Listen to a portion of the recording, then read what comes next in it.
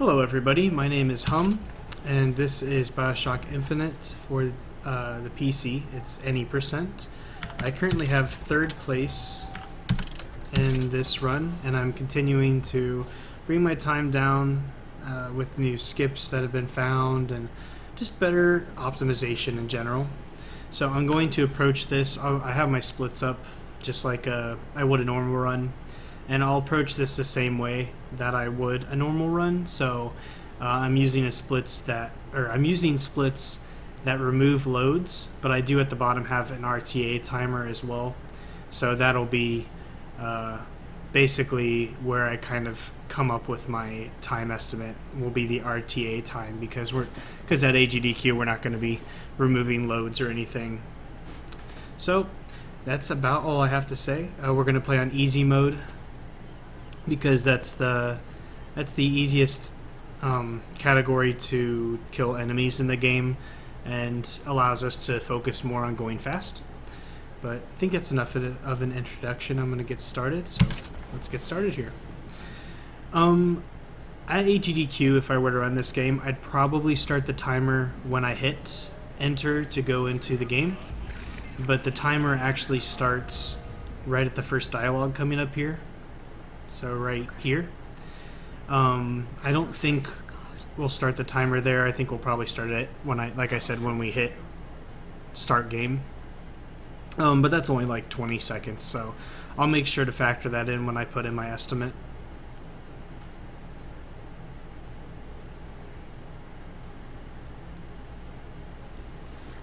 Are you going to just sit there? As compared to what? Standing. Not standing, rowing. So yeah, this is a really fun category. It hasn't been run since a few SGDQs ago by Fearful Ferret, and he did a really good job of the run. He's currently, I believe, 4th place right now, so I just knocked him off of 3rd place recently. There's like within a week.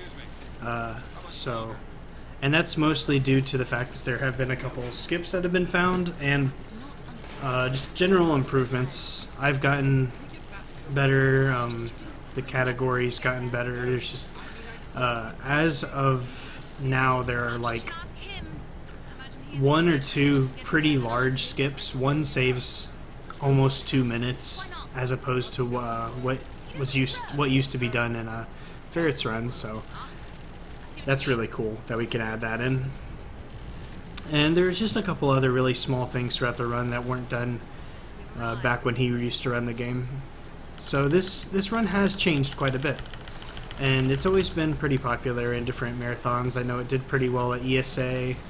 And when it was run at SGDQ, it also had a pretty good response. So it'd be cool to see it again at an AGDQ. Sorry. Excuse me, it's Booker DeWitt. I guess you're expecting me?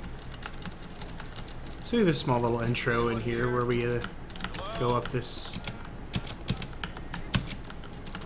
lighthouse and activate some puzzle up here. Not too much craziness going on. That card. Excuse me.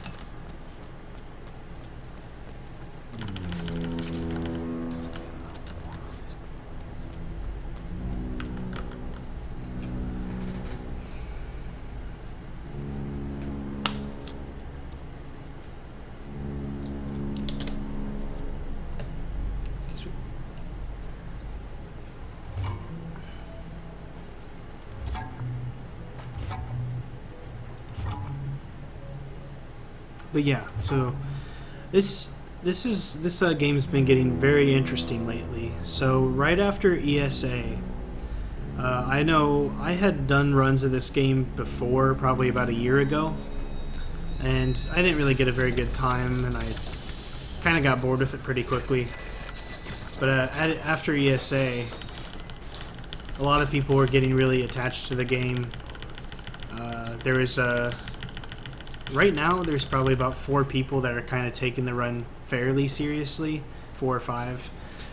A lot of people brought their times down quite a bit, and there's this one person that doesn't quite run any categories, but he does a lot of glitch hunting. His name's Jarko, and he has broken the game quite a bit. There's some things, actually quite a bit of things, that he's found that aren't really viable, which is really unfortunate because a few of them could save 2 minutes, 3 minutes. I don't know. The possibilities are pretty endless with some of the skips he's found, but they're just not realistic. Like sometimes you'll spend nearly an hour trying to do the skip that he comes up with. So it's unfortunate, but hopefully in the future we can find a way to reliably add those to the run. And it'd be really cool if we could find that before AGDQ so I could show them off. But for now, well, we're going to leave those out of the run. There's only a few that we actually do. And it's based off of this mechanic that he came up with called super jumping, which is basically just getting yourself in like a real tight corner or below something, and then when you crouch, so you're in a real tight spot, and then you try to force yourself out by jumping rapidly. So usually we bind scroll to jump to do that, and we just scroll really fast, and sometimes the game will shoot you upwards a little bit, so you'll jump, I think at the most you can jump 3 times as high as your normal jump height, and that can be used to get up into areas obviously that we wouldn't be able to. Sometimes it can get us out of bounds, but unfortunately super jumps are just so hard to replicate consistently that we don't do them in the run, except for I can only think of one spot that we actually attempt, and it's because we're waiting on something else anyway. But everywhere else you would waste too much time just trying to get a thing that's probably not going to happen, so it's just not worth it right now. I don't want to say forever, but right now it's just so impossible to do in a run. But outside of that, he has found quite a few viable skips. For example, the Songbird skip, which wasn't shown at SGDQ because it wasn't discovered yet. And it saves nearly 2 minutes, and that takes place about an hour and 20 minutes into the run. And it's a really cool skip, and it utilizes this gear that we'll get later on called Hill Runner's Hat. And I'll talk about the hat a little bit when we get to that point.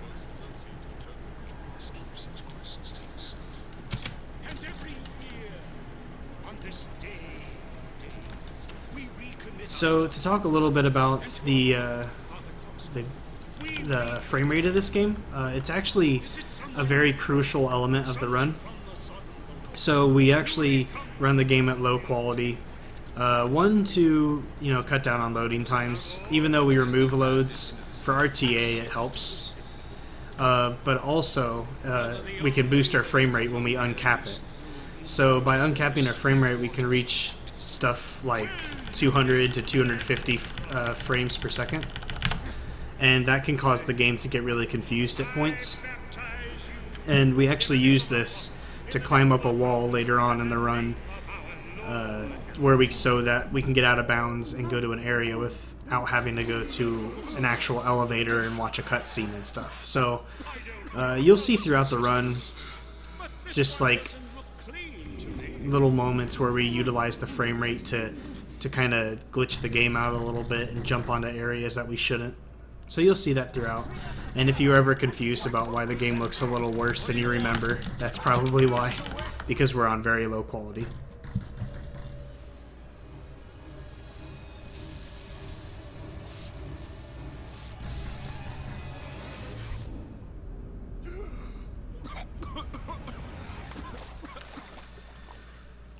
So coming up here is our first real skip of the game. There will be a platform below us that rises up to the same level that we are at right now. And we can actually skip waiting for it to rise to us by waiting enough time for the platform below us to get past like a respawn trigger. And then we just jump around an invisible wall, and we can land at the bottom before it catches up to us. So we stand over here, wait for a cue. It's the 4th violin note right there, You can jump down and skip waiting for it. Good to see you. It's a pretty cool little skip.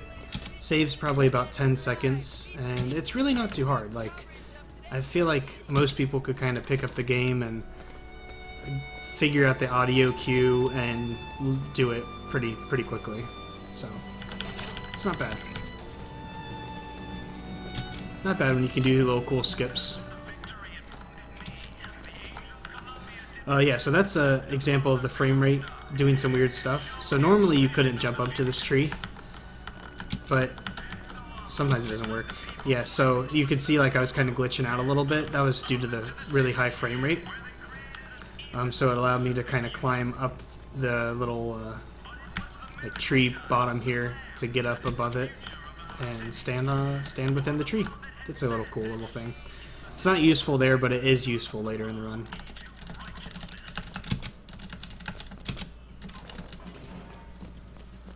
Columbia Raffle and Fair. Huh. He's strong with the sword, but a bit weak. Yeah, if you took note of the dialogue he said there, Columbia Raffle and Fair, we'll actually only be exploring the fair today. So if you're getting your hopes up to see the raffle, we will be skipping that. And this is also kind of funny too. This telegram tells us not to pick number 77 because that's basically a constant. Like, that happens every run. This game kind of bases itself around constants and variables.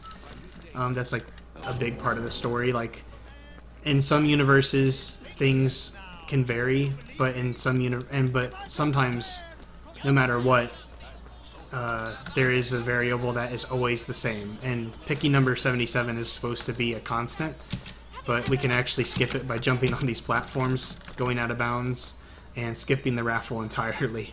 So out here is the section right after the raffle, and we can load it in by just walking in, and it'll load in itself. And we actually just get to skip the raffle entirely. So Booker never picked number 77. They didn't see his hand to realize he is the false prophet, and they just decide to get mad at him for who knows why.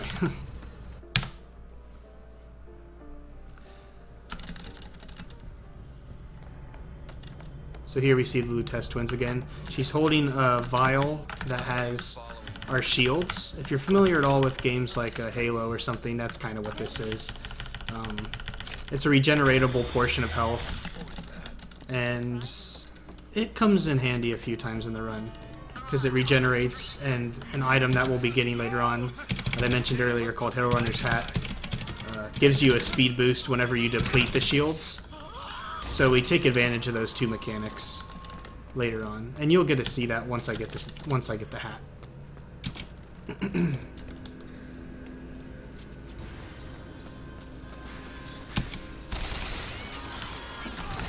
Alright.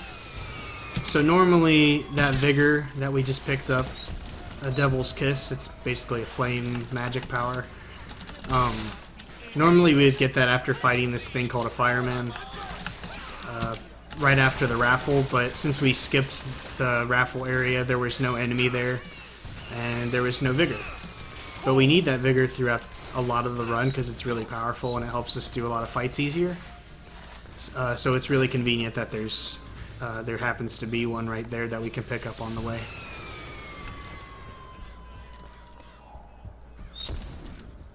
Coming up here, we'll get our first infusion. Infusions allow us to increase our health, shields, or salts. We will get salts most of the time when we get these, because we usually have enough health throughout the whole run, especially because it's on easy mode.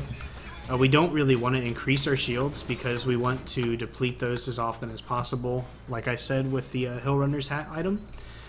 And salts just allow us to, well, have more so we can do more vigor attacks, which comes in handy in fights.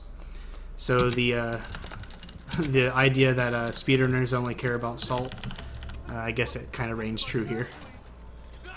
So coming up here is our first actual fight that we have to do.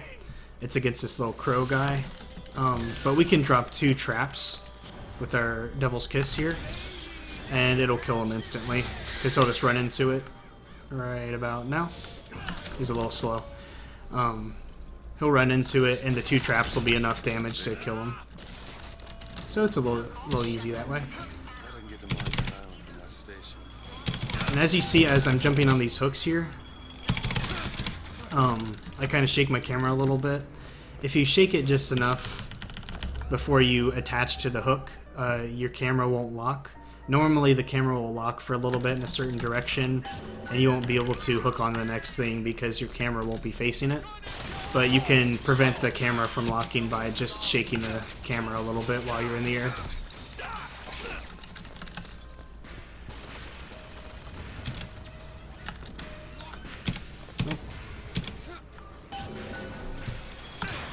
And here's our first instance of skylines. Unfortunately, I grabbed the skyline a little late. You can do a small little jump there, it saves a little bit of time. But grabbed it a little late.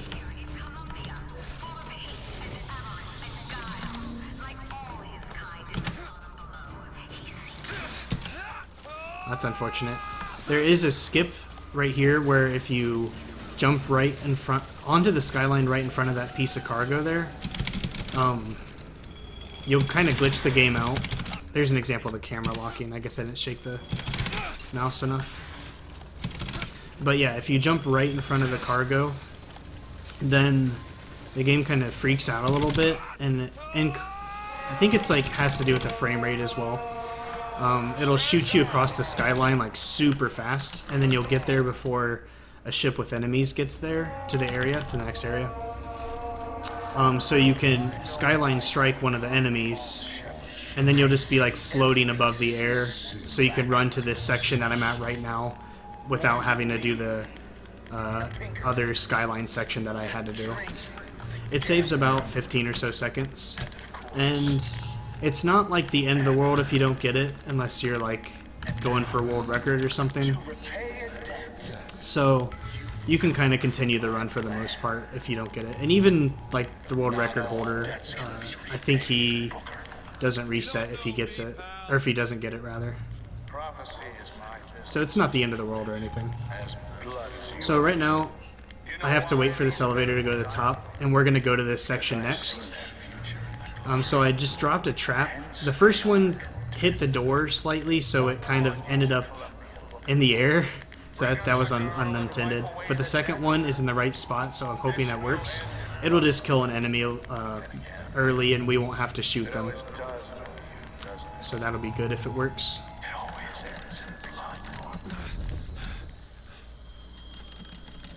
Coming up here, we have to move pretty quick because we can despawn a couple enemies if we move fast enough.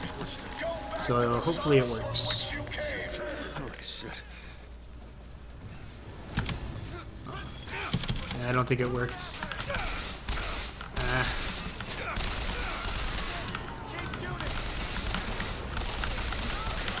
Unfortunately,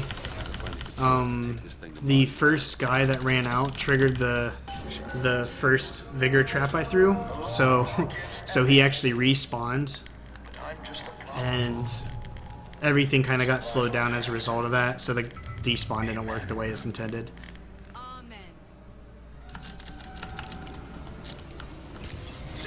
That's okay. Like, the time loss is pretty minimal. Maybe like 7 seconds or so. I don't know.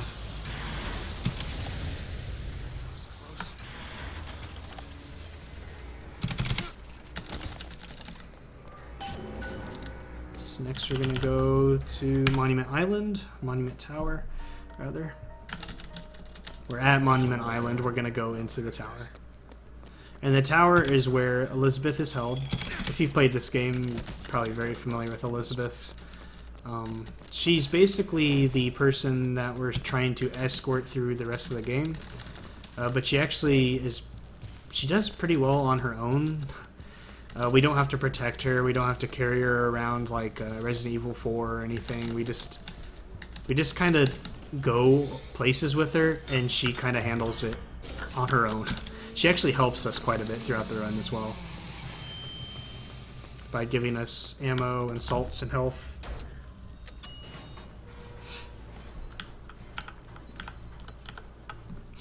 Excuse me.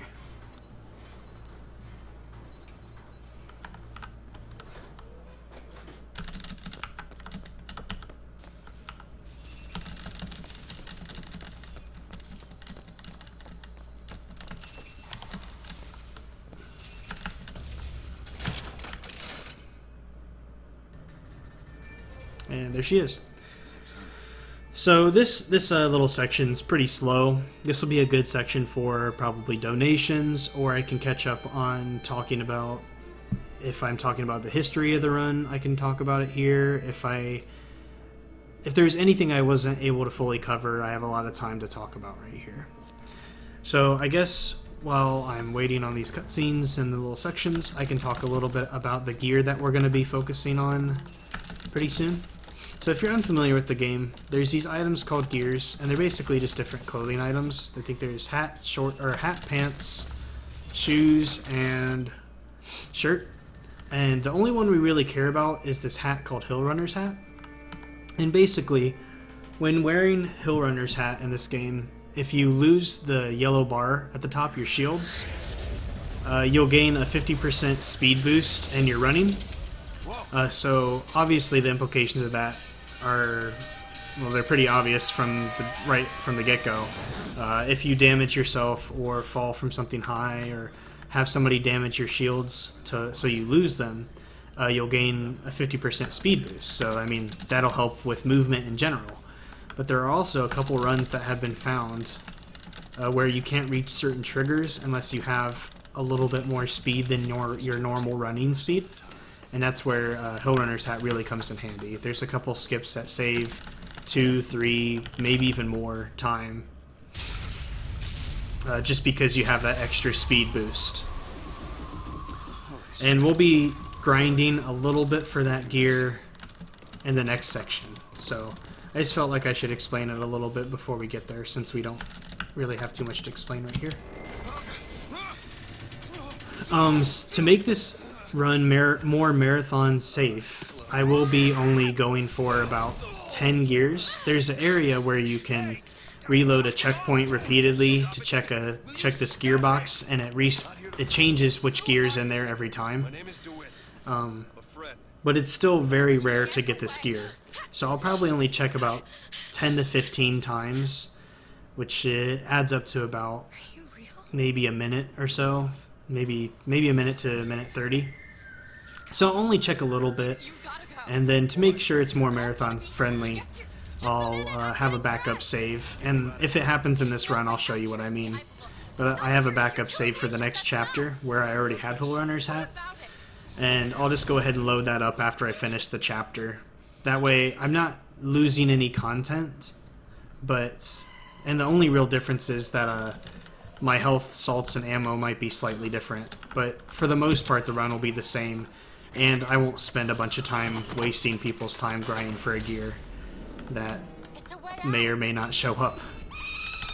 So, in an actual run, we can't do that, but in a marathon run, I feel like it's probably the best option, and I think it was utilized at SGDQ. We'll see about that.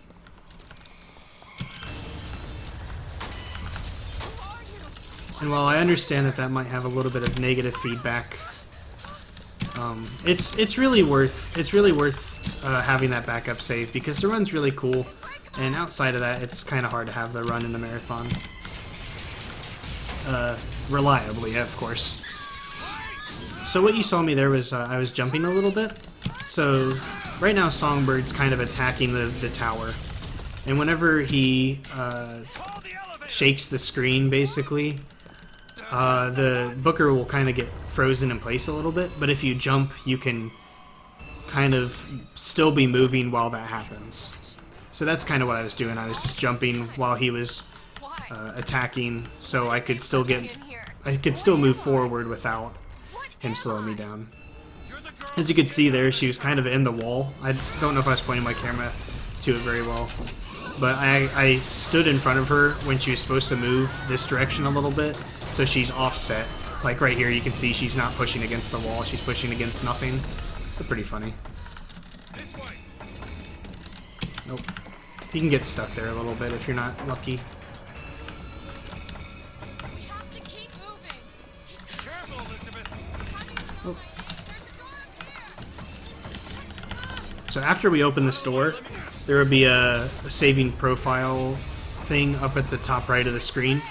When that pops up, we will pause and reload this checkpoint. And by doing that, normally we don't have the full running speed in this section, but when we restart the checkpoint, we do. And we can beat Elizabeth up here, and it saves a little bit of time, because normally she'd be up here waiting for us, but now we can do the opposite. So that segment was pretty good. It's a really weird segment, because most of the time you're only playing with 4 or 5 seconds at the most. Just by getting the jumps right and not getting held up by walls or getting stuck in little spots. So it's a really optimized level.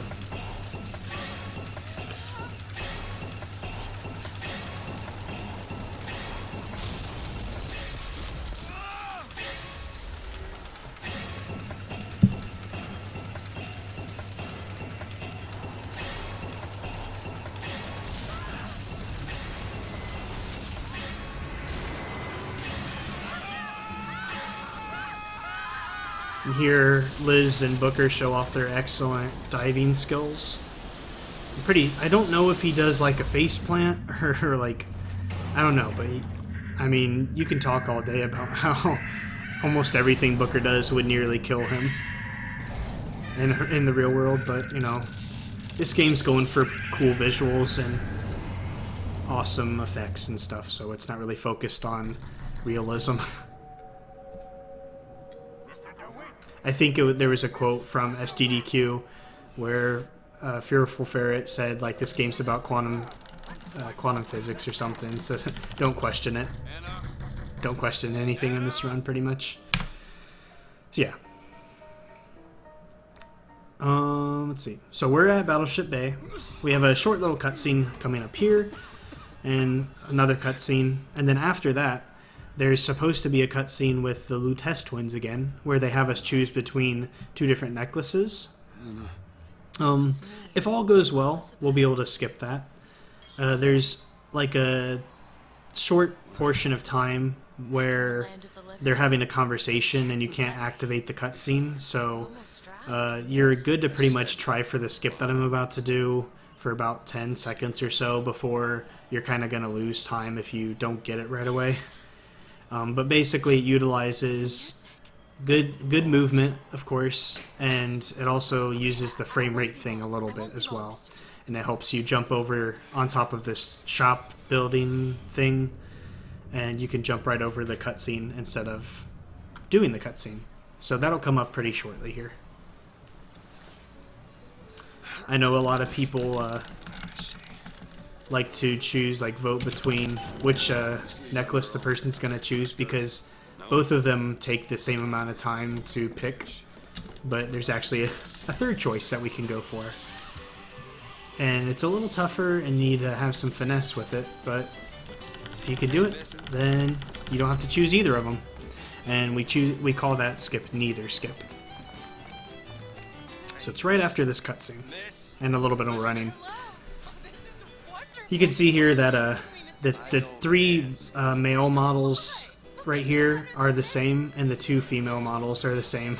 I don't really know why they chose it, why they chose those characters. I mean, they have different designs, so they could have just at least had them dressed differently or something. But I don't know. It's not something that you would notice in a casual run, probably. But once you see it so many times, it's like, oh, it's just kind of lazy. Alright, so here we go.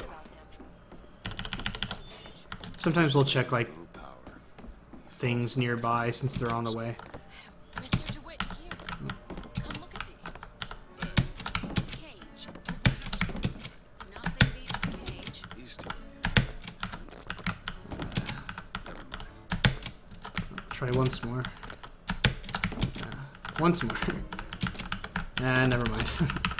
So that, I'm not normally that bad at that. I promise. But ideally you would jump forward and land on the building to the right of where I was jumping, and then you could jump over and skip this cutscene. I'm really kind of upset that I didn't get it. But AGDQ is a couple months away, and I'm normally actually a lot more consistent with it but I will focus on making sure that I can get that nearly every time, because that is really pretty frustrating to miss. It's really not as hard as I was making it out to be. So jump over this to save a little time, and here is where we will grind for the Hill Runner's hat I mentioned earlier. There's this gear right here. Ooh. Okay, so that's drop cloth. It is also very useful for runs. So if we see drop cloth in that one, we'll check this gears over here as well, just in case we would get both of them. That would be super rare, but if it were to happen, then we would have both gears, and it'd be very good. But normally we just check this first one because it's the fastest way to check it, since we time without loads. If we were to time without loads, it would actually take a little longer because the loading screen is accounted for. So I'm thinking for AGDQ, I will probably just check both gears because we'll be doing RTA. But I will check just a few times here, and if I don't find it, I'll just load up a safety save. So it won't make my, like, this run, if it PBs, won't be valid, unfortunately. But it'll be good for a submission, and that's good enough for me. So we'll check, let's say, 5 more.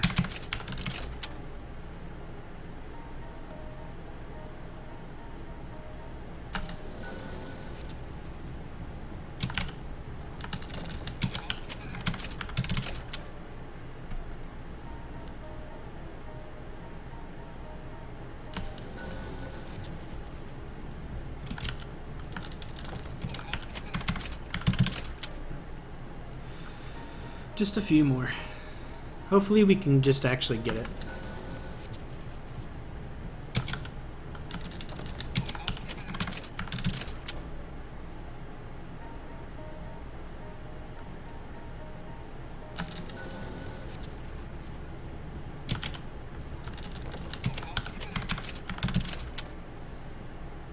We'll check this one and then we'll just continue onwards if we don't get it and load up the safety save.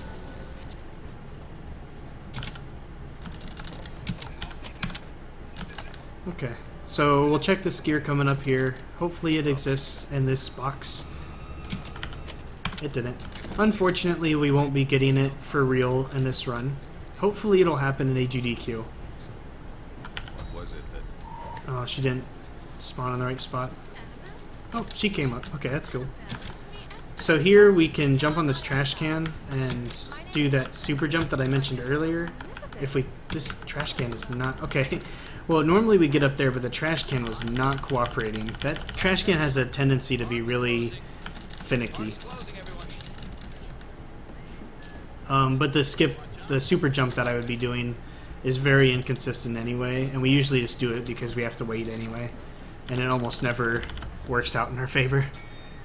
2 tickets for passage to the So yeah, if this was an actual run, I'd just reset and do the beginning again and bit of a rush, pal. grind for RNG again. But since I want to make this marathon friendly, I will just finish this section normally What are you doing? Get off me! and reload the... Oh, dang. Not do this fight very well. It's very sloppy. That's okay though. I'll just finish out this chapter because it's not really any different, and then I'll load out or load in the next chapter, and I won't be skipping any sections of the game. I'll just be basically starting as if I had Hill Runner's hat. So normally right here you would see the first instance of Hill Runner's hat. My shield would break and I'd be sprinting real super fast. Going woo so fast. But not this time, unfortunately. Away from me! Come back here! So pull this lever. And we'll be riding this up to the top. And when we get to the gates up at this next area, I'll just go to the menu and and then reload the next chapter and continue the run. So yeah, really unfortunate that we weren't able to get lucky enough to get the get the gear that we wanted. You think people like that are just But I have decided that if I have to load up a safety save at AGDQ, I will be donating a pretty large amount. I'm not sure how much yet, but I feel like if anything, that donating to charity might be a good I don't know, way to good retribution for using a safety save. What happened back there? It's not the last of it, is it? So I hope that doesn't deter you, the games committee. I hope that this doesn't deter you from having the category or having this game at AGDQ. Because the run's really fun, and the RNG element can basically be eliminated by just doing the safety save strat. So here it is. I loaded in the next area so you could see that the same area that I'm loading up is indeed the area that I'm gonna bring up right here. And when I do this at AGDQ, I'll make sure it's like easy to find. I am not used to loading up a safety save, so. But yeah, so we're loading in the same area. And we will just continue the run as if we did get it. And I promise there's nothing actually different content-wise. It's only just a little bit slower because I have to go to the menu and stuff. I'm sure I saw some interesting things on the other side. So at this point, if I beat my PB of 147.50 somehow, I would not be able to accept this run or submit it to the leaderboards because I did use a safety save and that is not permitted. But like I said, it'll be good enough for a submission. So coming up here, you will see what I was talking about when I said the frame rate allows you to climb up walls. So over here, we'll go kind of to this, it's not really out of bounds, but go to this wall at the side that they weren't really expecting you to.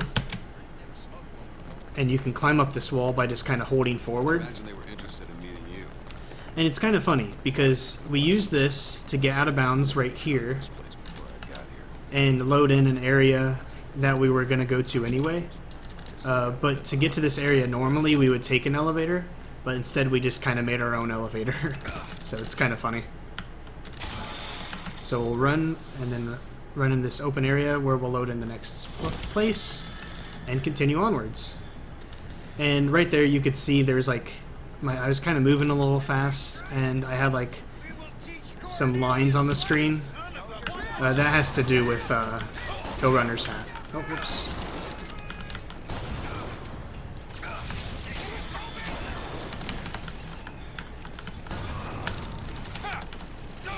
So here's one of the first like real full fights that are mandatory. It might not have worked. That's really unfortunate. He didn't activate the trap the way he was supposed to.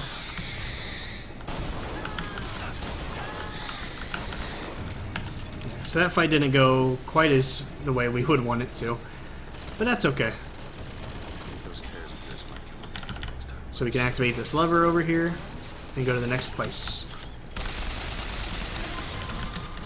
So while we're waiting for the cargo to move out of the way, we can grab this Murder of Crows that we'll use later on. It basically is like it's a vigor that basically sends out a bunch of crows and can kind of distract enemies, but it's useful in one specific fight. And here we will trade out our machine gun for RPG.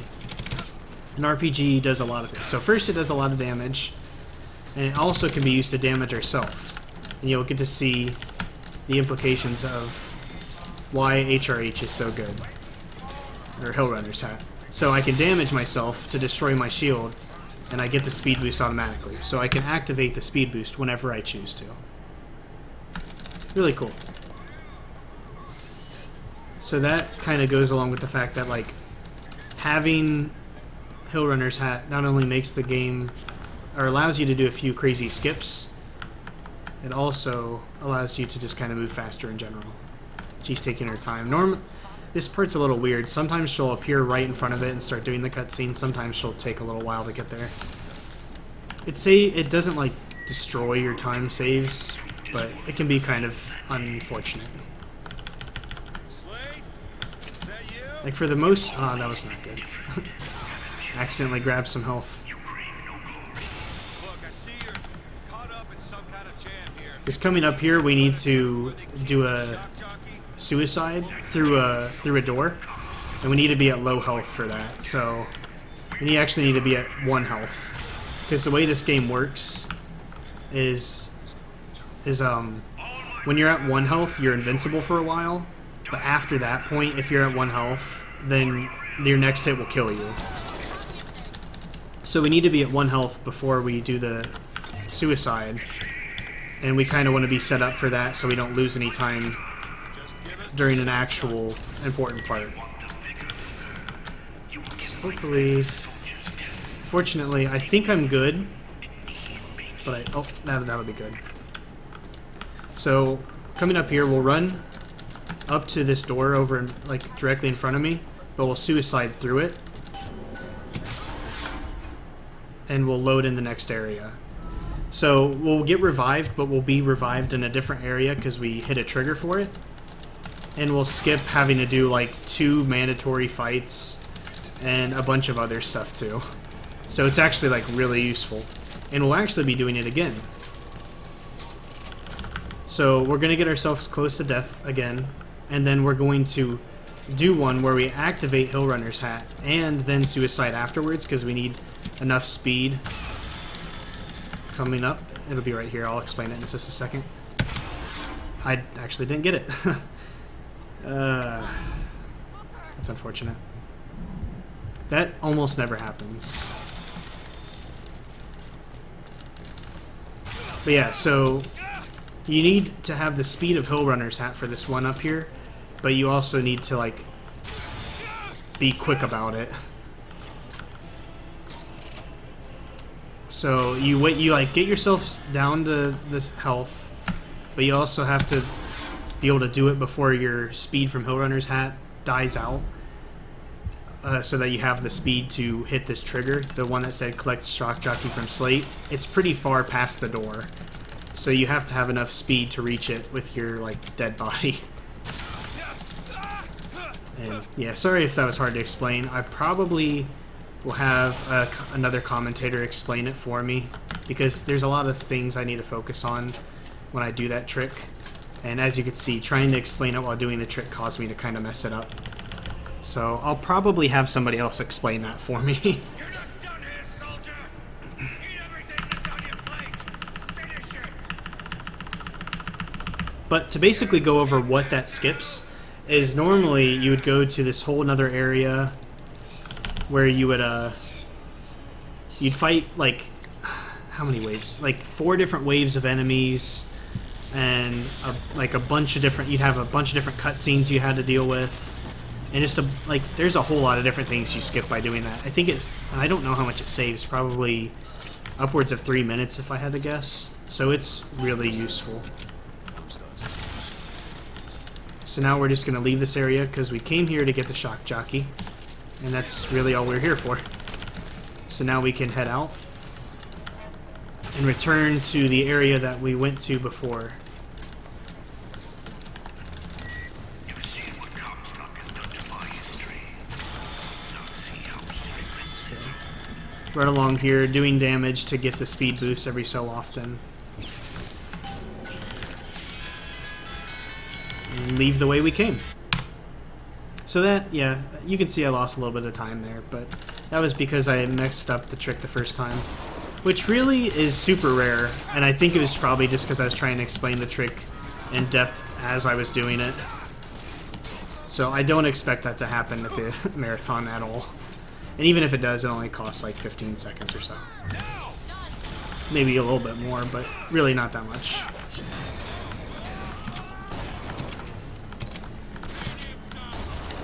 So right here, we're just getting to the farthest ahead spot before the skyline activates. That way, when we get on it, we'll be like as far ahead as we can. Since it's on a timer, we have a little bit of time. And since I'm at like almost death, I'm going to kill or kind of distract those guys so that they wouldn't hit me or make me lose my health. Because if that were to happen, I would die and I'd respawn and it'd lose a little bit of time. Coming up here. Oh, so I actually happen to have just a little bit more health than no health, basically. So I didn't die when I hit myself with that rocket, but that's actually a good thing. That's not a good thing. I've never seen that happen, actually. So right there, basically what happened was I jumped off of the skyline onto the rail, and that can really confuse the game sometimes. It feels like you didn't land anywhere, so sometimes you'll fall infinitely, and while it might fit the name of the game, it's kind of inconvenient. So we're going to set some traps here for enemies that come later. There's like a couple different waves of enemies we have to deal with while waiting for a gondola right there to come down to us. So that just makes it easier to kill off a few of the enemies. Run in here. While we're waiting for the cutscene, we might check this gear. If it's good, then we'll take it. It is good. It's not like game-changing or anything, but it definitely has its use. And we'll start fighting the waves of enemies coming up here.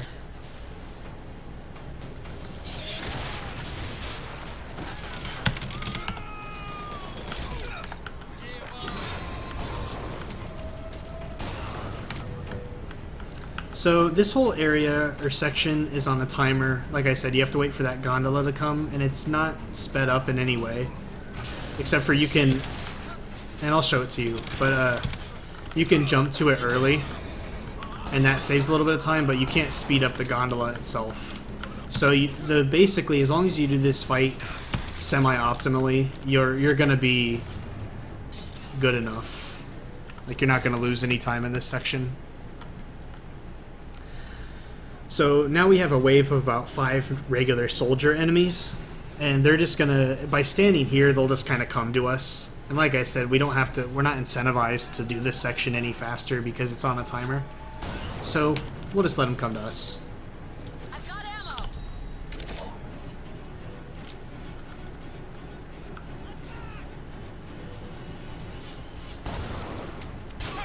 Sometimes that guy will accidentally jump off too early and he'll just fall to his death. It's pretty funny when it happens.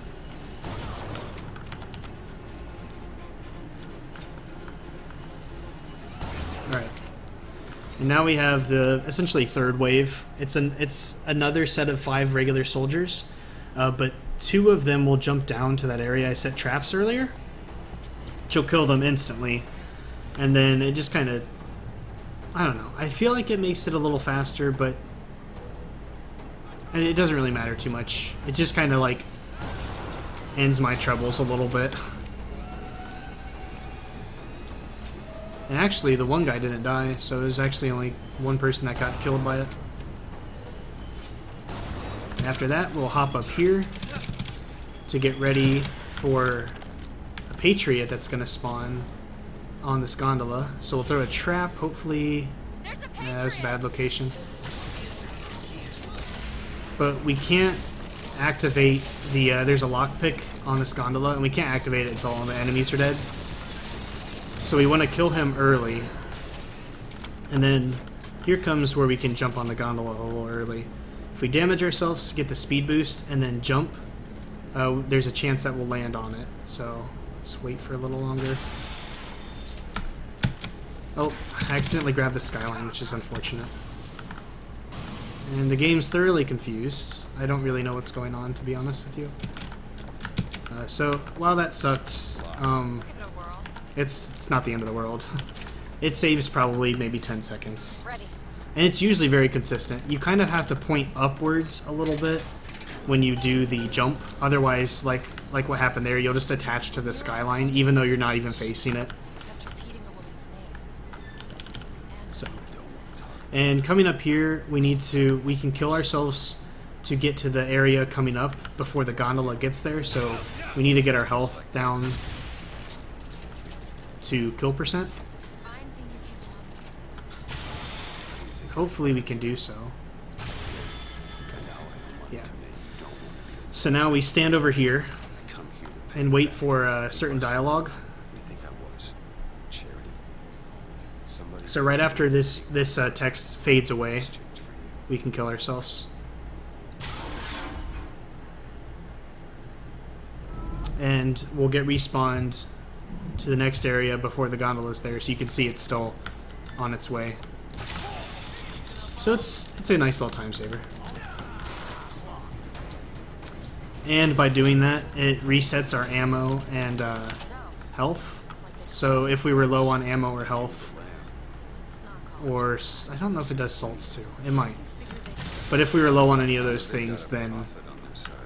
put us in a good position. So we'll grab another salts infusion there. That one's optional, but it didn't take too much time. All right. I want to see Paris. I want to see everything.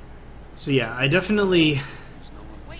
Wait. just a small, while we're like about North by 74. 40 minutes into the run, 50 minutes into the run, I will say that One thing most of this commentary is off the top of my head, but I will work on I owed money. kind of refining what I explain and how I explain it, and My dad I will have a few people there that are very well versed in the game Everything's gonna be okay. that'll Just turn do a little around bit and of talk to me. assistance when it comes to explaining some of the tricks. So I will not be alone, and I will definitely make things more clear.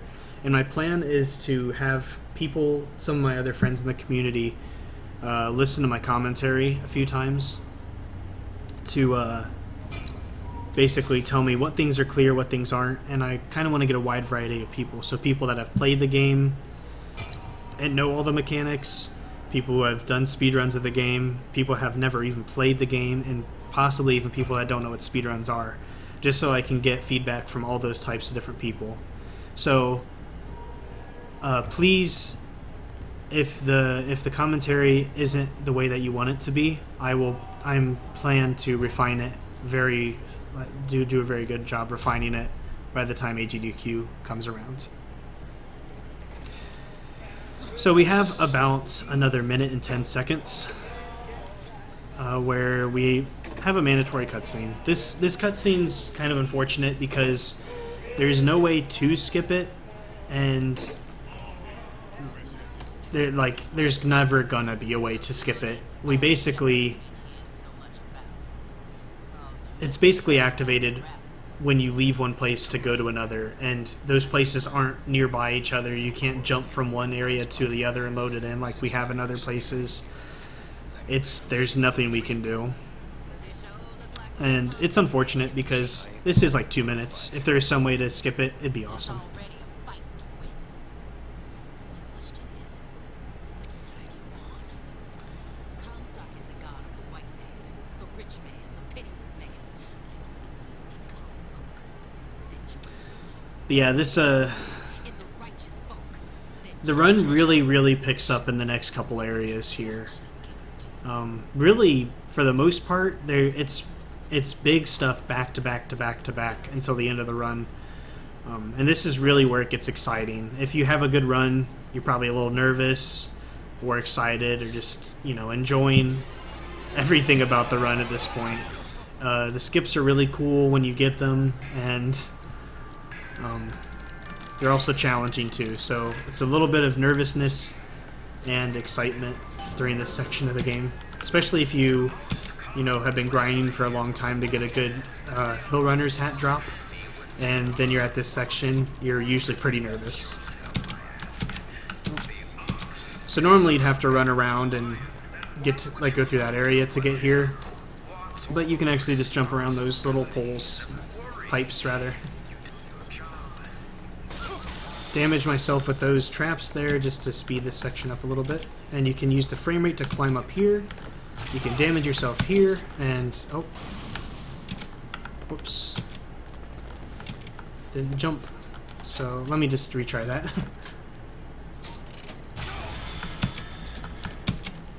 And you can jump around instead of opening that door, which does a short little cutscene. I'm really surprised I didn't get that.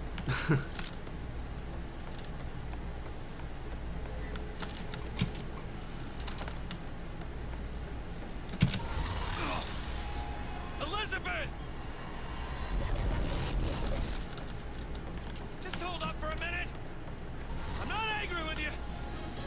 Watch out! Move it! There's actually a way to skip that band there, but it unfortunately doesn't save any time. It's probably a little bit, it's probably close to a second slower. No, no! Good, got some health. So looking in there for volley gun ammo and health. Because we'll be ditching the shotgun here pretty soon for the volley gun, as it's another item that you can do damage to yourself, and it's also a very strong gun overall. So it's very useful.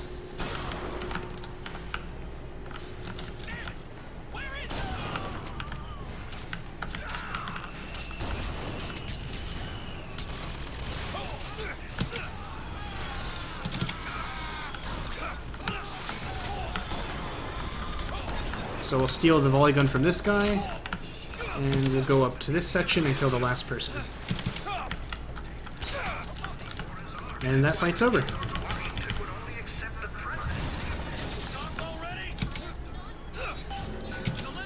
And we're actually in a really good spot. Sometimes we finish that fight and we don't have very much volley gun ammo, but we might be good enough, because the next fight requires, if it's done well, the next fight requires about 8 volley gun shots, maybe a little bit more, and then you need to have enough ammo to do another death abuse. Actually, yeah, another death abuse. So you need to have enough ammo for all that. But I think we should have enough to do everything we need to. And if not, there is a vendor very close by where we can buy some ammo. But I think we're okay. Hey, I'm slipping. Do not attempt to follow me, Mr. Drake. But pretty soon is one of the biggest skips in the game. You can I'm get us out of here. absolutely unsure of how much time it saves, because I haven't had to do the run before this skip existed, but it skips 4 or 5 different chapters of the game, which consist of lots of cutscenes, lots of mandatory fights, lots of running around. There's so many things that this upcoming skip gets rid of, and it's really cool to see.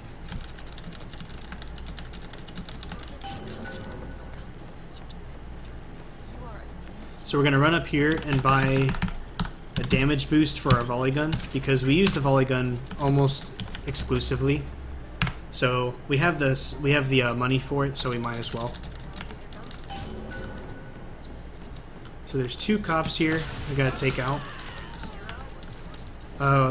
We could kill them later, but it's just, it doesn't, I mean, it saves, it's like the fastest just to kill them right then and there.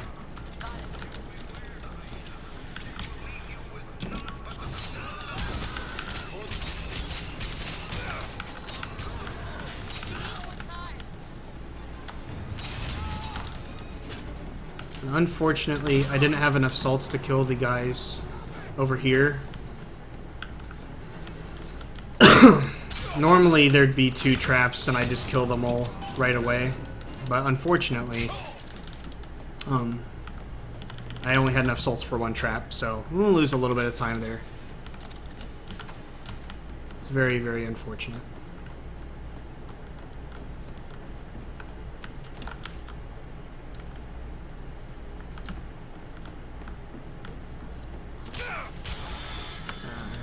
Sucks. Yep. Okay, so we will need to buy ammo. So by killing ourselves there, we get to skip all of Elizabeth's dialogue, and the elevator that we were waiting for just comes automatically. And then we got to make our way back to the elevator, where we need to do another death skip. So we'll kill ourselves into the back of this elevator here. And by doing so, we'll respawn in this out of bounds area, where we'll jump up and around to this area, skipping the entire little Finkton proper area over there, and going straight to the factory. So there's so many chapters that we skip out on that by just avoiding it entirely, and it's really cool to see.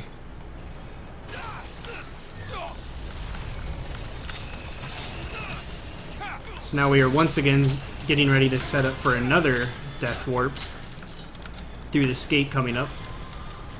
So we gotta wait for our invisibility to wear off rather, and jump through, and we're on the other side. And we're at the factory. So that is like, that section is jam-packed full of stuff that just happens really fast. And it's really cool to see.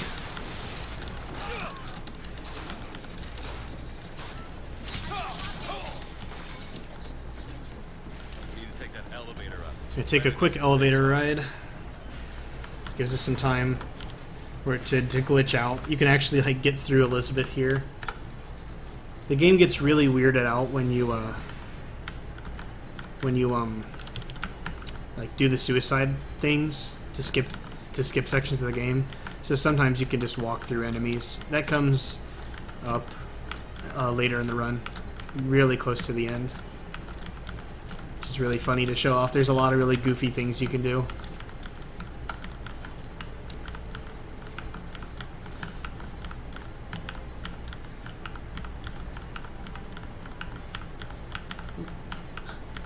They're just right for each other, aren't they? Who? Fitzroy and Comstock.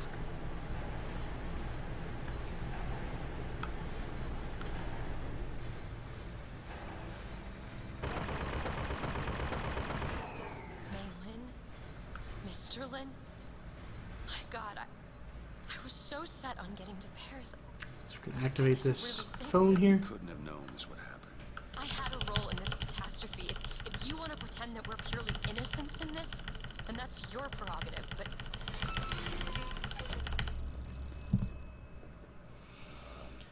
Hello? Think. I saw you die, Booker. Saw it with my own eyes. Fitzroy. Listen, I got you your guns. I'm here for my airship. But my Booker DeWitt died for the Vox Populi. You either an imposter or a ghost. My Booker DeWitt was a hero to the cause, a story to tell your children. You just complicate the narrative. Coming up, we have a pretty tough fight if you don't do it exactly the way that you should. There's a handyman in this fight, and it's the only one we actually have to beat. And he can kind of be really mean sometimes. He doesn't cooperate. Need some help with this. So we're gonna activate that. We're gonna grab some money here because we buy some stuff in the next area. Want to hold on to this? Not really.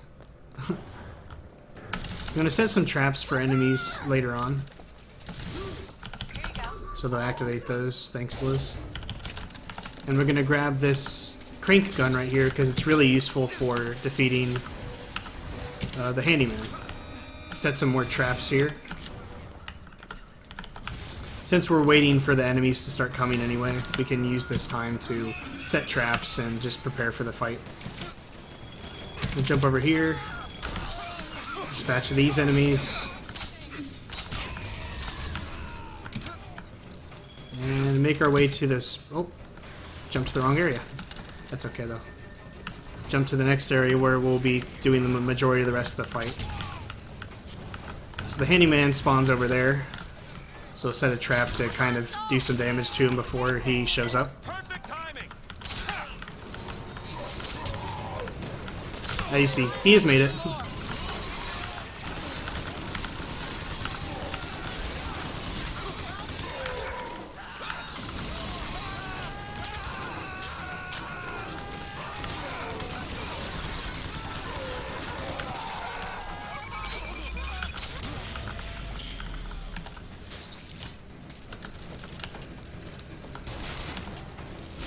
Unfortunately, these guys didn't get killed by the traps, so we'll have to go kill them manually. And that should be all the fight. Yeah. So the best way to speed up this fight is to, one, kill the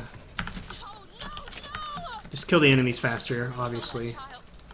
But you can also speed it up by setting the traps perfectly and doing a few other things like that. It's a pretty tough fight, and I definitely need some work on it, but it can be consistently done. I just gotta figure out the traps aren't Daisy? always super easy. Like this one I guess isn't useful. I thought it was, but... So we'll take that because it's good.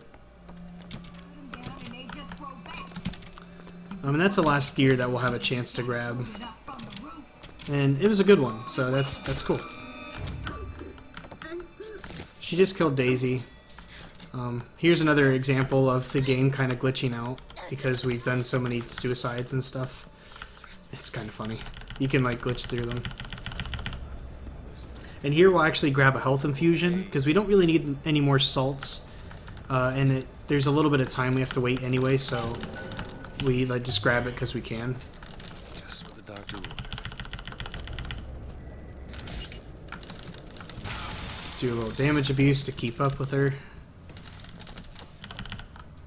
I've been there. And you can knock on this door like 3 times, so you only need to do it once. Then you can go to the set destination area.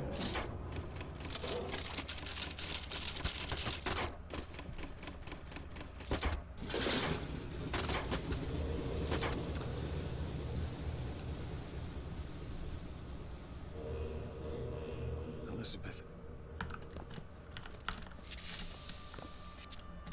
You can grab that health. I usually do because there's a few damage abuses we do in the next area, and we only have rocket ammo, or I normally only have rocket ammo because I use most of my volley gun ammo to do the fight before. And I mean, rocket ammo, it's with using rockets to damage abuse, it has a tendency to take more health. So you need to have pretty high health to be able to do all the speed boosts.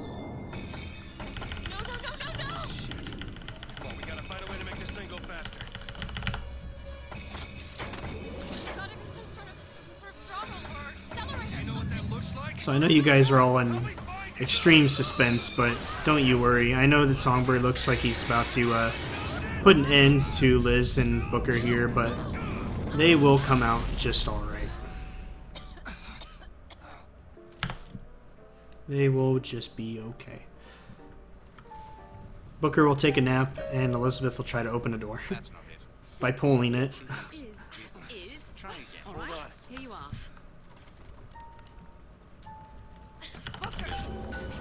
Maybe she is trying to pull it down. I don't know. I always thought she was just pulling it forward, like towards her. And she might be trying to pull it down. Stop it! You don't know what you're doing. She's like handicapping herself. I know she's a lot stronger than that. You've done it now. He's coming back. He's coming back. Unfortunately, you can't jump over these two. The invisible wall is too high up. But if you could just skip this little scene. Just like neither skip. I mean, it's not too unfortunate, though. This scene doesn't take too much time. Are there others we can use? Something to keep the bird off our back? Perhaps you should ask the maestro himself. So where is he? Of course. Well, at least they left the piano. That actually would probably save a decent amount now that I think about it. So we're gonna do some damage. And we're gonna hop on this fence over here, or this, not fence, but this railing. And we're gonna run over here. And if you do that, normally there's a fight that you'd have to complete up here, but the enemies just never spawn if you do it that way. So you can skip this entire fight and go right to this lockpick, or this lock that needs picked. What is it about that song that... So here I'll just grab some health because I'm waiting. You have to run away from it for her to not do this whole like talking cutscene thing.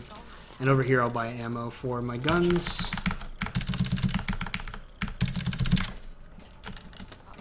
But you have to run a little far away so that she stops her dialogue and just opens the door. So you might as well just run to the area where there's health. That was really bad. It's okay though. Coming up, we got another fight before a lockpick. That comes, before a lockpicking section. There's so many sections like that. It's kind of funny. I saw something once. But it's a pretty quick fight. The enemies are just on the gondola, so you can just take them out as fast as possible, and then you're good to go. One of the prophet's magic is rubbing off on you.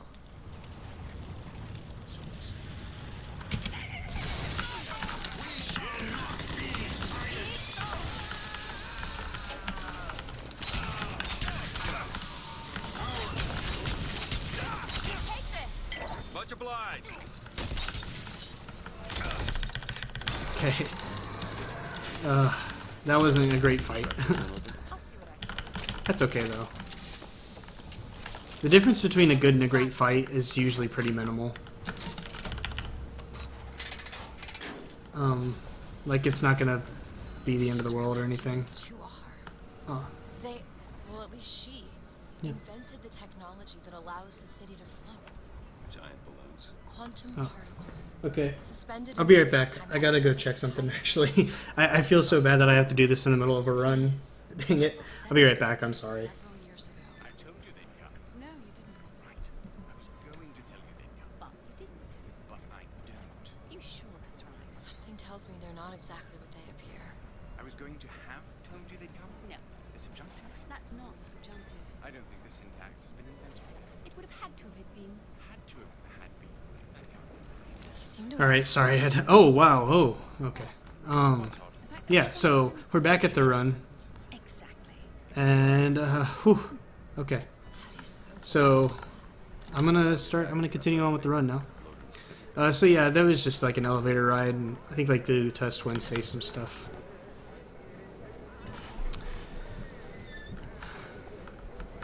But now we can continue on, right? Come on. Comstock House is up ahead. So we're gonna go up here to this shop. Buy charge and Devil's Kiss Boost. Devil Kiss Boost just does more damage. Charge is used a few times in really cool ways. The charge is basically kind of like a blink mechanic if you're familiar at all with Dishonored, but you're like blinking at an enemy like that. So it actually like has a lot of really cool uses.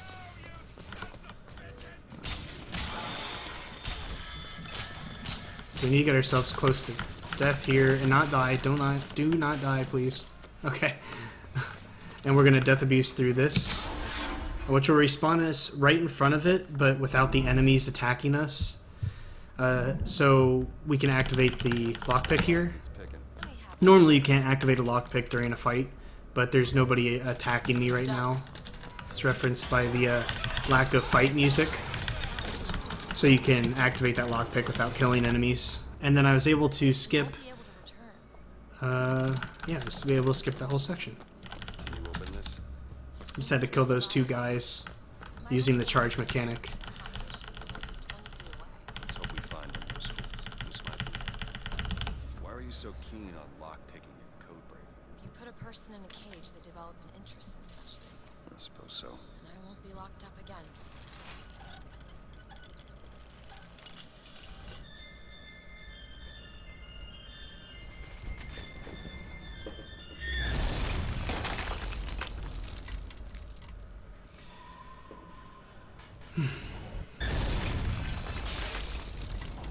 So we have this cutscene here, and then we have a very compact section with a bunch of tricks again. So some of them will be pretty tough to explain while doing them, but I'll try my best.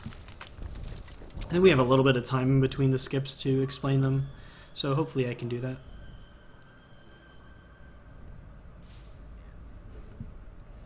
Elizabeth.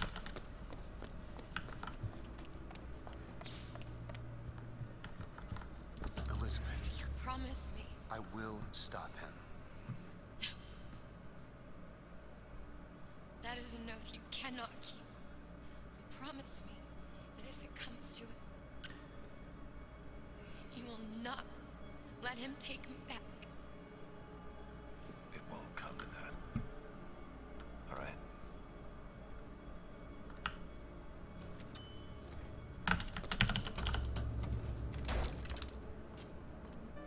Alright, so downtown Emporia. Normally, what you would have to do here is fight a bunch of waves of enemies, including a handyman, before you could, well, I can't show you, because before you could lockpick this gate over here, This place apart. but you're actually able to jump and get through right above the gate, and you'll be able to see that pretty soon here.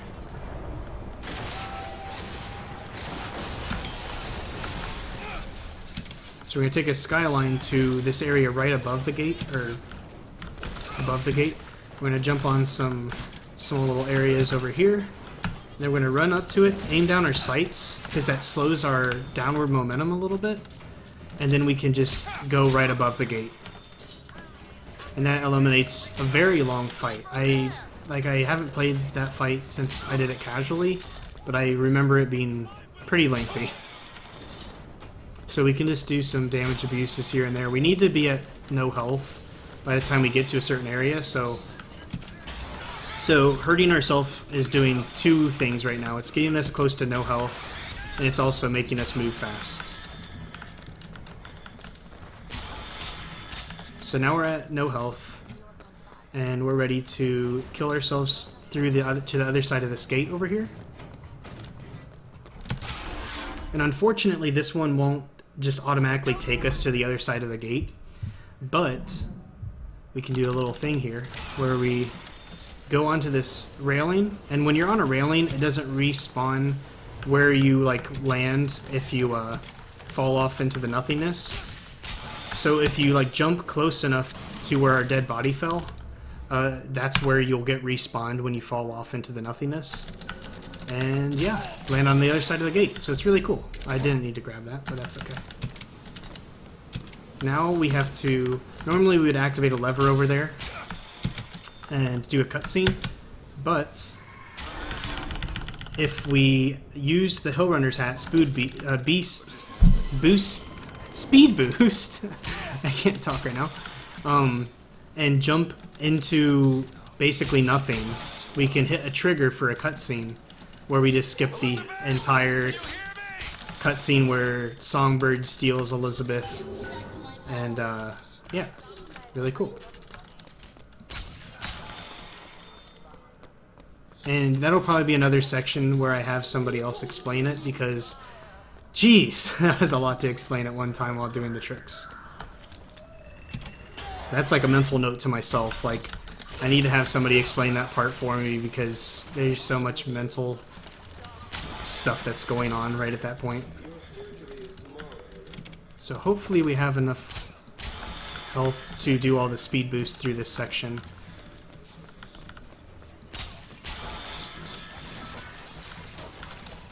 Okay, so we didn't have enough to do all of them, but we got most of them, which is pretty good. So we're going to go up here and we're going to activate a lever to get to the next area, basically. That's what it is. So activate this lever so we can go on into an elevator. And when we get into that elevator, we're going to death abuse, because it respawns us at the bottom of where the elevator's taking us, so we can skip the elevator ride. And that does a few things. That brings us back to a good amount of health. If I can get down there. By killing ourselves in this elevator, that brings us back to a decent amount of health, and it gives us a decent amount of ammo back as well. So we can do the next section with a lot of health and a lot of ammo. And it's a little faster too.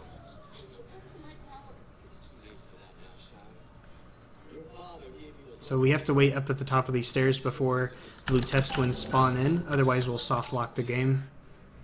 What is it? Why do you ask what? And we have a little cutscene coming up here. It's a couple minutes. As you can see, Booker, So up here, we're in a future timeline where listen to me anymore. Elizabeth is old and she turned evil and stuff. Watch. But she's about to take us back to present time, pretty much. It's like a couple days or a couple months All I had left in later than present time, just but to bring you here. that point doesn't really matter too much. And then we'll save Elizabeth and save the world and save the day. I heard you screaming. I was coming to get you. Are we... Here. Take my hand.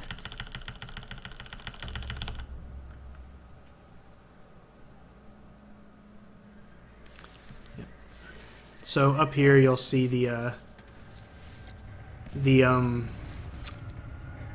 York from 1984. This is what that flash forward from the beginning of the game was showing of Booker. He was watching this happening, and then a rocket hit him. Was a hell of a fortune teller. And you can abuse the frame rate thing again here by just kind of pushing into her, and sometimes it'll push you above where she is. It's a little inconsistent, and there's no real reason to do it. But if you do it, it's kind of funny. I don't know why it's taking so long. Oh, there it is. So you can just stand above her. Yes, but I would find a way. No, Make her do this. it's too late for me. I brought you here for your sake. Yours and hers. Yeah. What is this? It's for her. She'll know how to read it.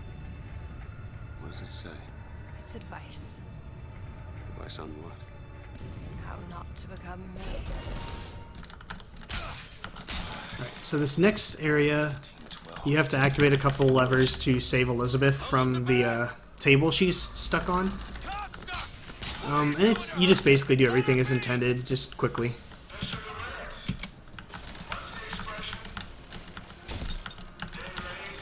Trying to get speed boosts as you go. And you actually need to be at low health for another death abuse anyway. So damaging yourself isn't really there isn't any problem with doing it. As long as you don't die. Which down those machines from upstairs. not looking like I'm in a good spot for. Please don't kill me. Okay. And so we activate these two levers, which, you know, basically allow her to use her powers again. And at this point, you can't get hit by enemies. I'm not really sure why, but, they just can't damage you. They can hit you, but nothing will happen. And since I don't have enough health to do a couple speed boosts, I'll grab this health over here. It doesn't give me too much, but it gives me enough to do the few speed boosts I want to do. Elizabeth, I'll be right there. So we'll free Elizabeth. I got you. It's okay. And that's the end of that section. I really like doing that section because it's really fast-paced, and you can always improve upon it. Just by making sure you're going full HRH speed and cutting corners the right way and watching out for enemies. And I don't know. It's a good section. The only problem with this section, it has a tendency to glitch out. Oh, whoops. Has a tendency to glitch out because normally you're saving Elizabeth here, but if you do the Songbird bridge skip that I did really a couple minutes ago or 5 minutes ago or something, you keep Elizabeth, but she's also trapped. So there's two Elizabeths in the area, and it kind of confuses the game a little bit. And we don't have a way to avoid doing those glitches or having the glitches happen yet. Sometimes they just do. Sometimes Elizabeth will disappear. She might have just done it. Yeah, so this is very unfortunate. Sometimes Elizabeth will just disappear in this scene, and there's really nothing we can do about it. And it's unfortunate because the skip that basically causes that glitch to happen is very fast, much faster than not doing it, and it's so worth doing it, but it also has a possibility of screwing us over. So the best solution that we have found for this is to basically just damage ourselves so that we can kill ourselves 2 times, and then eventually she just shows back up. It's very frustrating to happen in a run, and I'm glad this isn't a PB paced run or anything, but I am kind of upset that it is during my submission. So we're going to do our best to make sure that we can figure out maybe why this happens, so it doesn't happen at a marathon. I might have to kill myself again, because I think what happens is she disappears, but then the cutscene just reruns itself when you kill yourself or something. It's very confusing, and as you can see, it really causes some troubles. But eventually she shows back up. So we get ourselves to where we can kill ourselves again. This doesn't make any sense. And yeah. Everything here is deciphered what I understand except for this. So the chances of that happening in a marathon are fairly like I would say it's a 50-50 chance that it happens, maybe even 25% chance that it actually happens like that. But if it does, it's not the end of the world, and it's kind of funny, so I guess there's that. But we'll try to, we're going to try and figure out ways to prevent it. So you wait until she puts the lockpick into the lock right there, so that you can skip a scene where there's like a bunch of talking, and you can just skip to right to doing this fight. As gravity drags you down into the inevitable. Look around you, Elizabeth. I built all of this for you. You are my air and my blood. And what has DeWitt ever done for you? Booker, catch! That'll do. So this fight's pretty straightforward, just like any other fight. Means to an end. You just want to kill everything quickly. Take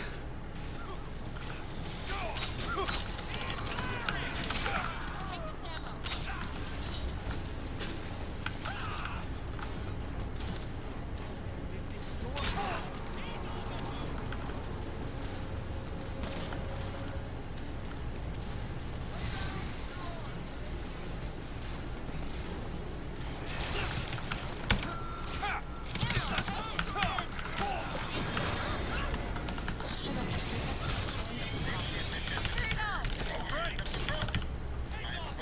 So just finish that fight, pull this lever, and we can continue on. I didn't actually know that you could leave a guy there, but I guess you can.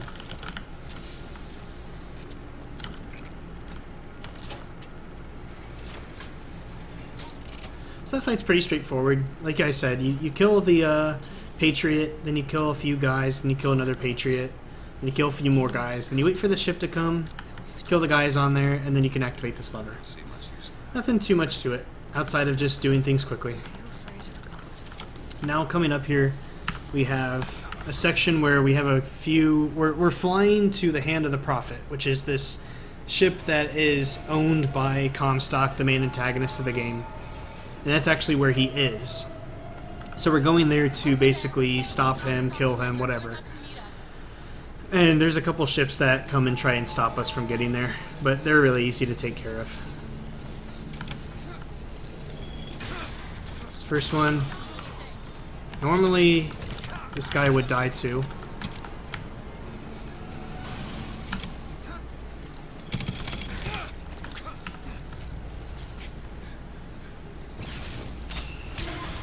Dispose of these as quick as we can.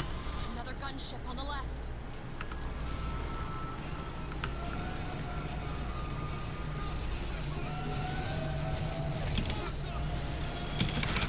Hop down here, we'll take care of these guys.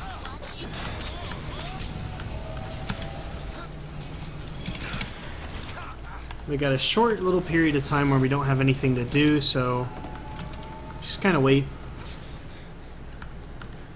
Because these enemies are duking it out, and I think it has something to do with them still fighting, but I don't know if you can kill them yourself. So it's something that we might want to look into later.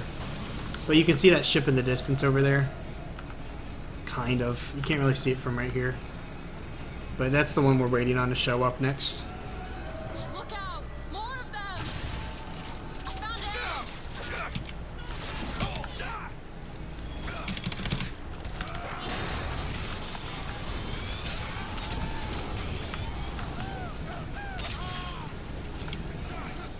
Oh, it wasn't all of them. Wow.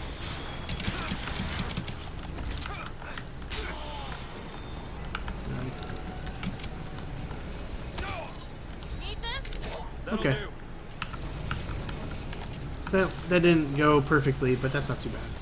So now we're going to have another set of these 3 turret guys, and then another row of enemies, or set of enemies. Found soft shell on the left. Oh, oops. Booker, catch! Perfect time. Oh, they started coming down. That's okay.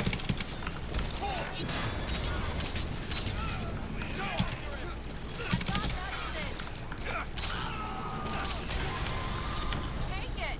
That'll do. Oh, wow, there's another enemy? What? Okay, so that That was okay, I guess.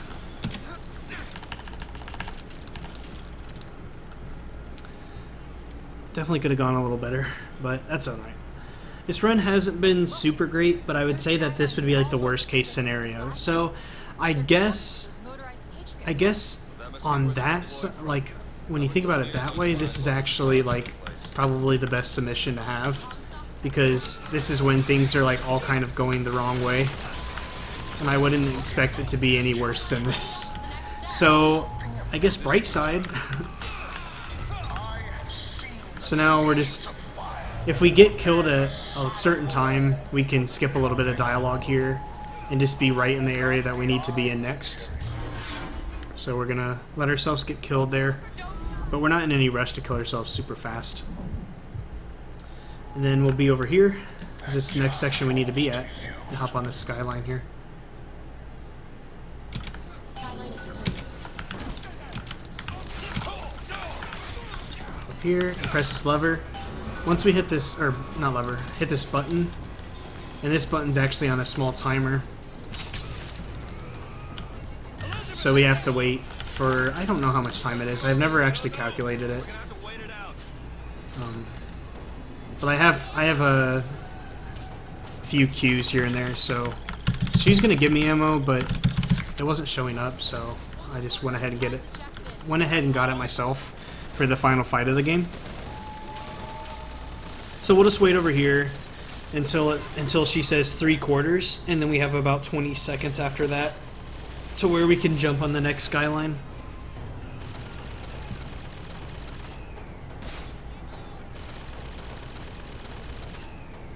One half done. Yeah, this part's kind of unfortunate. I feel like there might be a way sometime in the future to maybe do this a little faster, but I don't know yet. Like, there's enemies that are going to come and attack me, but it's usually not too big of a deal. 3/4. Nice. 20 seconds.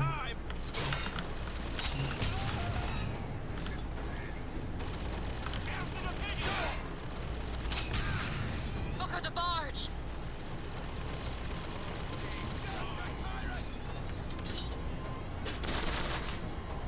Patriot, kill it. I think we're about good.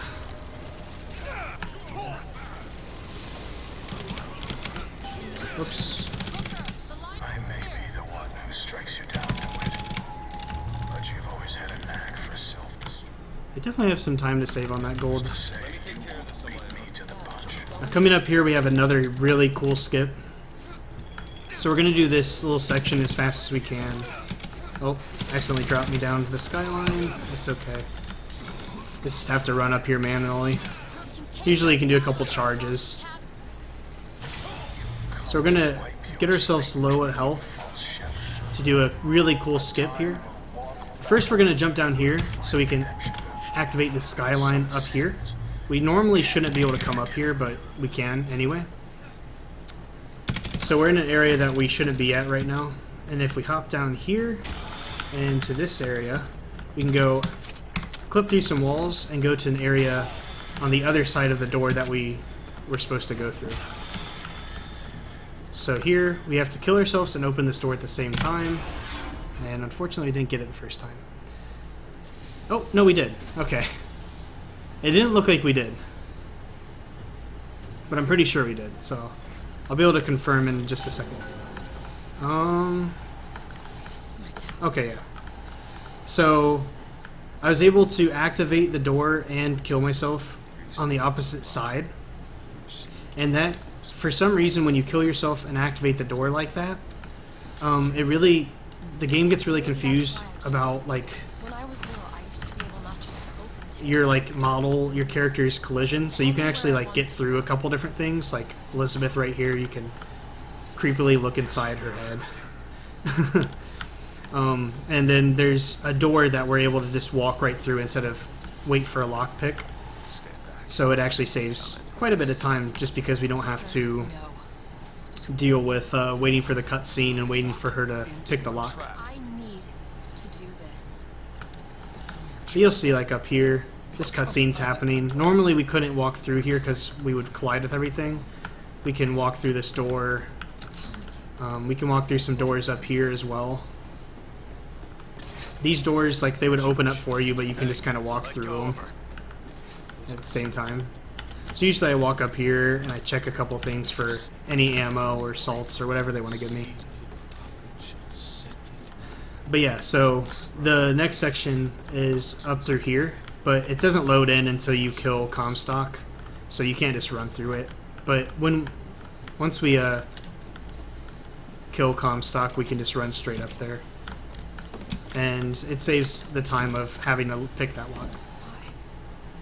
DeWitt, I'm a fool.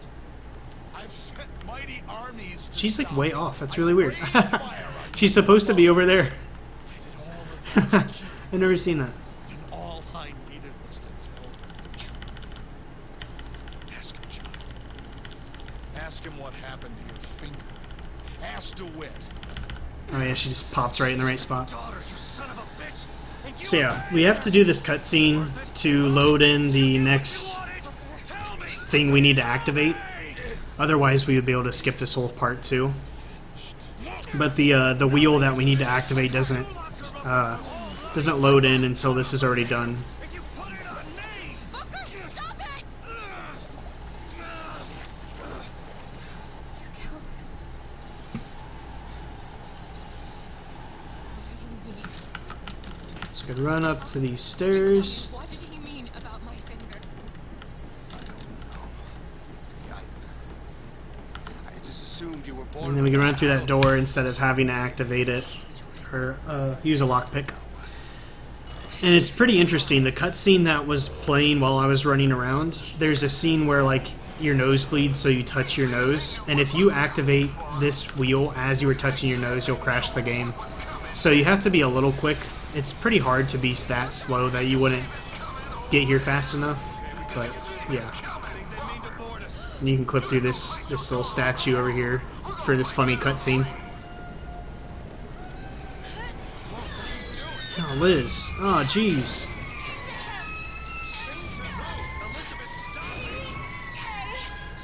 Now, why are you doing that, Liz? Not a word, Booker! It's a song!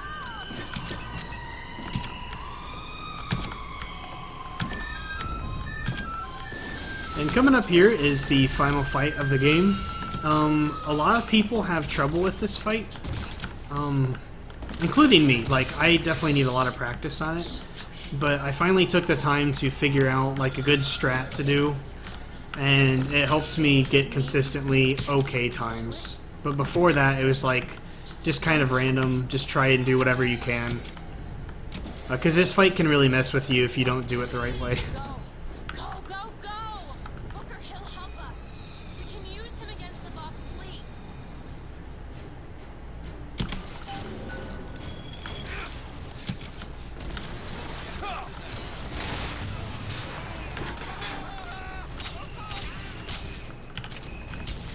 Tell Song where to go. Booker, gunships! Get ready. Get the gunship.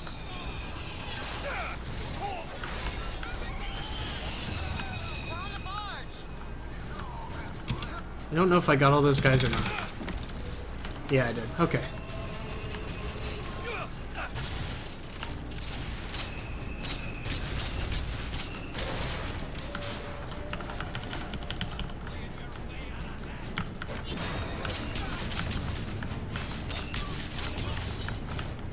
There's more of them!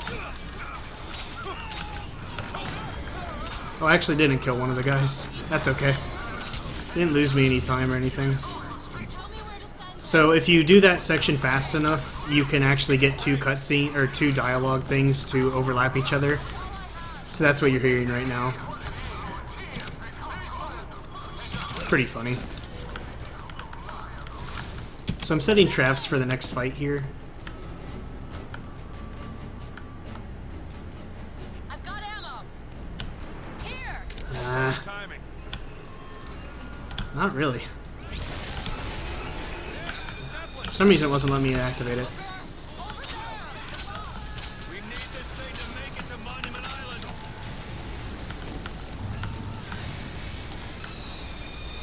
we have to wait till this is just enough dead or fallen down before we destroy the last enemy. Otherwise, they'll send another wave at us. So you just gotta be a little careful of that, but it's not usually that big of a deal. Or like, it's not too easy to like mess it up.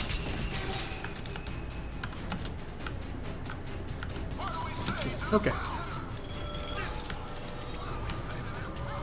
So you don't need to really jump yet. Alright. So we're going to take out this next Zeppelin manually, because it's just faster than waiting. Oh, for some reason it didn't let me jump on there. There we go.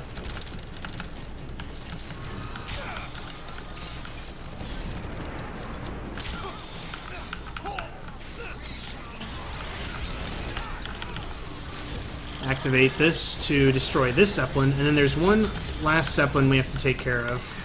And we'll just wait until Songbird's ready again, so we'll stand here and just kind of wait. Where should I send him? Okay. And then we just have to kill these enemies down here, and the fight will be over.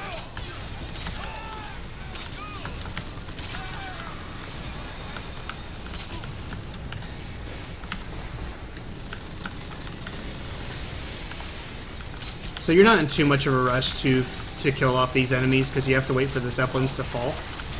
So as long as you get them close and then just maybe deliver the last hit, like right around now, and you'll be good.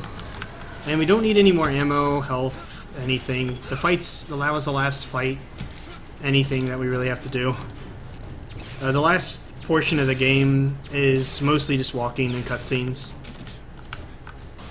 But you can definitely do it quickly. Oh, good.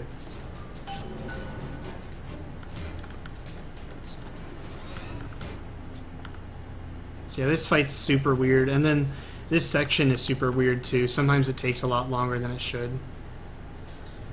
It's gonna just teleport us, yeah. I'm not really sure why that happens, and I'm not sure how to make it consistent, but hopefully we can figure that out in the future, because waiting for this right here is kind of annoying. And it, like, I did that fight decently well, and I'm gonna lose time on my gold, like quite a bit. Just because, mostly just because of this waiting portion.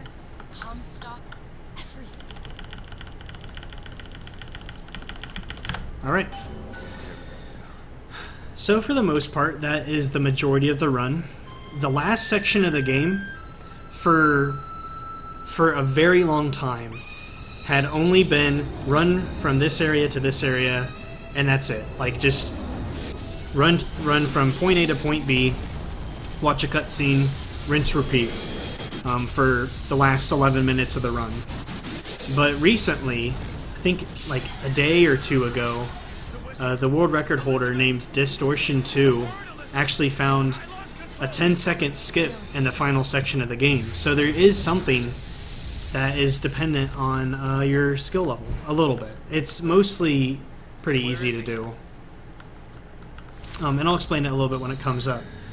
But to briefly go over this final section of the game, the community pretty much unanimously agrees that it wasn't built very well, I guess you could say. There's a lot of easy ways to glitch out the game, which can be very unfortunate if you're on like a PB or world record pace and you get like a horrible soft lock or hard lock or something. So everything is easy to prevent too if you know what you're doing, but if you do anything super weird, the game will kind of freak out. And the funny thing is, one of the things that the game can get weirded out by is jumping. So if you open up a door in one of these final cutscenes and are jumping, like mashing jump or something, there's a chance that you'll glitch out the game and just fall through the floor. But there's one section that it has actually really cool use for. So I'll explain that when we get to it. But for the most part, the guidelines for this final section are: don't assume that you automatically got your PB even though you're on PB pace going into it, because something could screw you over. But just play it safe. Don't jump around, don't wiggle around, don't try to do like weird funny stuff during this because you're waiting for a cutscene, Because if you do, the game could freak out and do something stupid. And that's just how this final section is. And like I said, as long as you don't screw around and do something you probably shouldn't, you probably won't glitch the game out. So as far as a marathon goes, I wouldn't be concerned with getting a soft lock or hard lock in the last 10 minutes of the game. I just wouldn't, because I have done it so many times that I know what to avoid for the most part. Beautiful. The stars. But yeah, most of this section, I think I'm not going to go over right now because I don't have a really good, concise way to explain the story. But since this is a story-based game, and a lot of people have played it and still don't really understand the concept of the game, maybe, or maybe they just, since this is a pretty slow section, maybe they'd be interested in understanding what this game's about story-wise. We can use a good chunk of time. I could fully control Why is her hand a block? I'm sorry. It's a key. That is weird. What in the world? Okay, so that never happens. I've never seen that happen before, but that's cool. In a weird way. Like I said, this ending's full of really strange stuff. See? But yeah, since this is about 10 to 11 minutes of just kind of walking, I'll probably work on, coming up with a concise way to explain, what the general story is of this game. If there's more history of the run itself, the speed run, maybe I can go over that too. But yeah, it's a nice little section to kind of wrap up thoughts and, just give a good sign-off. So not all runs have that. Usually runs are, real fast-paced right up to the end, but this one has, just a little wind-down section, which I think is alright as far as a run goes.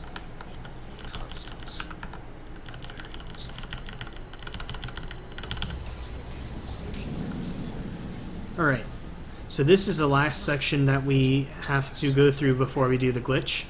If you look over there, you can see a lighthouse with a door. And if you look over there, you see a lighthouse with a door. I don't understand. In the casual playthrough, you can walk to either of these doors and go to the same cutscene. So if you go to this door, and once you activate it, mass jump, you will, for some reason, glitch the game out and end up within the empty version of this lighthouse right here. And then you can just run to this one and open it, and it skips a 10 seconds worth of a cutscene. Because the cutscene coming up, you get baptized, or you accept a baptism. And by going to the other room, you can just automatically accept the baptism instead of waiting for a cutscene. So here we go, let's see if we can get it. Yep, okay. So as you can see, it glitched out, and then it just kind of spawned me in an empty lighthouse. So we're going to run to this other one over here.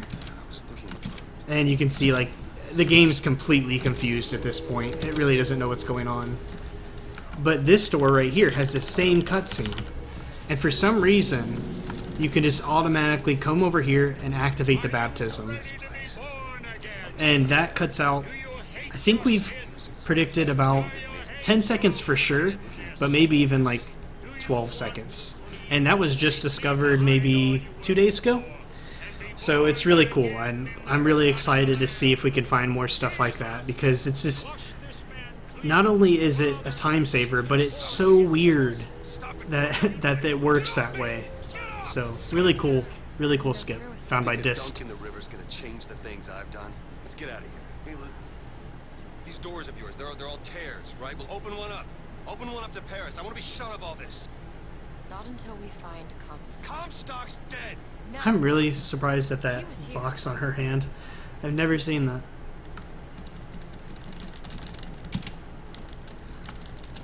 But yeah, the rest of the section of this is pretty slow. So there's plenty of time to talk about story or anything I just missed. Girl for the debt. This is wrong. Anything I was missing throughout the run I can talk about here, or we can do donations or whatever. Look, there was no baby, and if there was, I sure as hell wouldn't give it over to this guy. Booker, You don't leave this room until you do. To wait. Time is running short. Bring us the gun.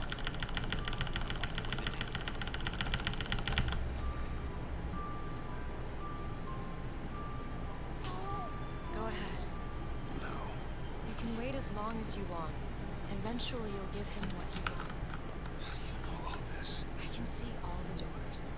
And what's behind all the doors. And behind one of them, I see him. What choice do I have? The debt's paid. Mr. Comstock washes you of all your sins. Bring us the girl and wipe away the debt. There was no baby. The deal was I go to Columbia to get you. Booker. Remember what I remember. Now we've upset him. I don't expect this next week to much respect. Come on. What are we doing here? You mean like Comstock's pretend dead. And just like Lady go on with our Comstock? Oh, lives. wow. Don't need him. He is alive. Whoa, wait a second now. Worlds. It's not I actually just had a dialogue skip right there, so that might save time. only be okay. You never even lived in the first place. Wow.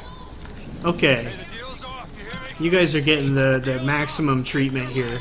So as you can see right there, Booker and Elizabeth's dialogue started at the same time for some reason, and sometimes that just happens. I'm not really sure why, but it happened right there. And normally you're supposed to wait for her to finish talking. So by having her dialogue start earlier, I think it's going to save a couple seconds actually. So that's a real treat. Oh shoot. I'm not sure if I will because I accidentally was looking the wrong direction for that scene right there, but this might be actually a gold split, Almost 20 years. which is pretty cool. So you have to be really, really careful here because there's going to be a portal thing that'll open, a tear. And if you're standing where the tear is when it happens, you'll actually fall through the floor.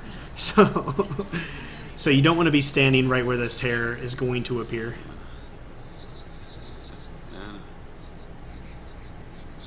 So cool, yeah. Suppose he branded himself as some Unfortunately, there's a lot of dialogue skips in this game that would be really useful, but we haven't suppose the brand is his hair We haven't really figured out why they happen. We think it's just some weird hardware error that just kind of comes with, comes with the price of playing a modern PC game that is kind of dependent on whatever your computer is doing, not like everybody's playing the same console. So it's probably a product of that and just like maybe something behaving in a weird way. But when it does happen, I mean, you can save like a second or two here and there, which is really cool. This is where it started.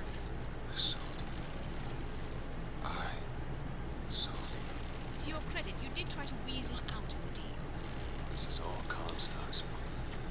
So it is looking like this run will be under an hour and 50 minutes for in-game time, and just around 152, maybe a 150, probably a 153, which I'm pretty happy with. This run did not go super well. There were a lot of definite things that I wish I did better, and things that I will plan to make more consistent by the time AGDQ rolls around.